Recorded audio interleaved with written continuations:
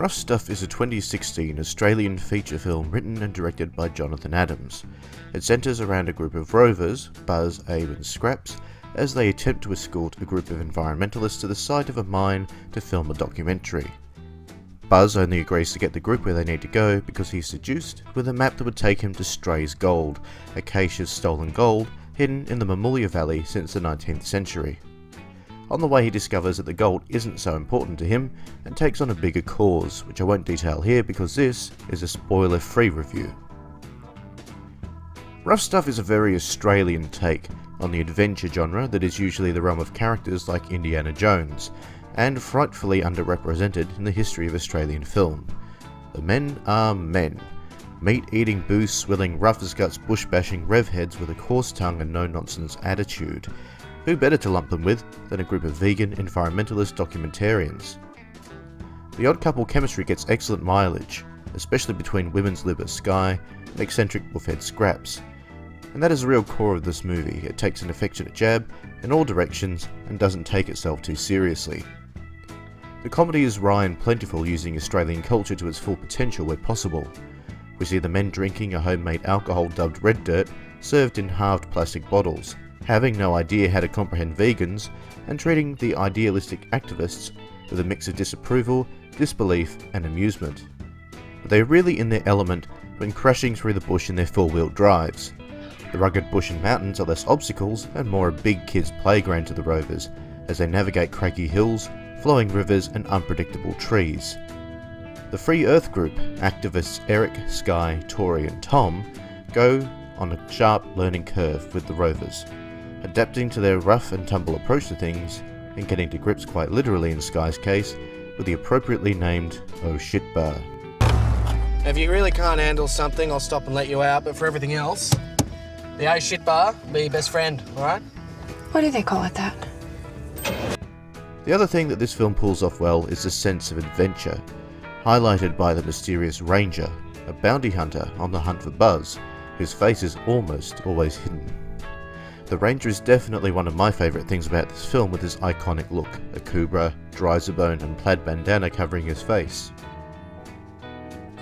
His jeep is almost a character in itself, having a huge impact on scenes by its mere presence, rustic and wild looking, and given a unique sound design incorporating animal sounds with the inorganic engine noises to make the vehicle seem like a predatory animal on the hunt.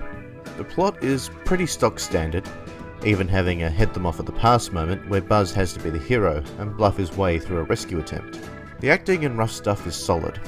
Gareth Rickards as Buzz is the typical rugged Australian bushman, so he's pretty one note, but still charismatic enough to carry the film. We learn more about Buzz as the film progresses, gaining an insight into what pushed him into roving and why he's so reckless. He's surrounded by characters that help to balance him out. Abe, played by Vincent Andriano, his navigator, is the brains of the operation, often getting into arguments with Buzz, whose impulsiveness gets him into trouble. Abe is a war veteran and a larrikin, but not as good at fisticuffs as Buzz. Scraps is a lovable buffoon, who is great at getting the cars on the road again and approaches life with a childlike enthusiasm. His cluelessness when talking to the Free Earth group results in a few great moments, but by far, my favourite moments are between him and Sky. The activists are a collection of tongue-in-cheek stereotypes. The ringleader Eric is very British and comes across as a rich kid that thought it was cool to rebel against his parents by becoming an environmentalist, a notion that is seen in Tori as well. Eric doesn't believe in medicine and sports quasi-hippie attire in an attempt to look the part. The second-in-command Tom, played by Adam Horner, is stoic and kind of shady throughout, not really kicking into action until the second half of the film. Tom is American and very hardline about the group's causes, in one instance laying down a very thinly veiled insult aimed at Abe's military background. Well, we still appreciate your service. Thanks. Even if you were fighting a preemptive war against a third world country in the name of an imperialistic regime. The female leads are on equal footing with their male co-stars. Sky, played by Katie Garfield, is a strident women's libber who is the director of the group's documentary. She's very outspoken about the patriarchy and the way that the rovers perpetuate gender roles, and as the film progresses proves herself as a badass. In contrast, we see Tori, played by Hayley Sullivan, who is meek and indecisive and easily dominated by Sky and Eric. Not much is given away about Tori's backstory early on, and with good reason, as it's key to the climax of the film. We do see that she's obviously not cut out for much of the group's activities, seemingly too sheltered by her upbringing to be terribly effective. Still, Tori gives occasional flashes of insight that show that she really is insightful despite what appearances may convey, and she does develop the most as a character over the course of the film. Altogether, it's a fantastic ensemble that work together like a well-oiled machine. Technically, the film is gorgeous.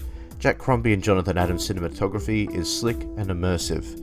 This film could quite easily have looked like a glorified advert for four-wheel drives, but it really gives you a feel for the environment and the atmosphere of the adventure. The editing is fantastic, keeping the pace up and making all of that glorious footage flow together brilliantly. It's a part of filmmaking that is often overlooked. Rough Stuff also has a great soundtrack by Ned McFie and Matt Ruddock that gives the sense that this is a great adventure, with a punchy orchestral sound tying everything together in a big mud-encrusted bundle. Special credit must be given to Matthew Gillen, the four-wheel drive coordinator, and the drivers who took the vehicles through all kinds of treacherous terrain to make it all work. That kind of daring bush bashing is not an easy task, but these men and women pulled it off seemingly effortlessly. Rough Stuff is the kind of film that Australia has been needing for a long time. It's not pretentious and is entertaining with mass appeal. It showcases the diversity of the Australian landscape, yes, there's even kangaroos, for its beauty as much as its dangerousness. It also has fun with characters that are as broad as a nullarbor in a good old-fashioned yarn. The comedy is fantastic, and though the story is kind of predictable in parts, it's all about the ride. Rough Stuff is 2 tons of fun, and I highly recommend checking it out, especially if you are a four-wheel drive enthusiast. It will be on limited Australian theatrical release from March 16. Thank you very much for watching, and remember to like and share this video to get the word out and support Australian filmmakers. And subscribe to me on YouTube, Facebook, Twitter and Instagram for more posts and videos. You have as much trouble understanding them as I do. I get about 50-50. Don't piss fart about, yeah? When I hit this at dick speed. What does it look like we're doing, swapping undies? I have to get the shits, mate. I'll get rooted, you fruitcake. Maybe more like 30%.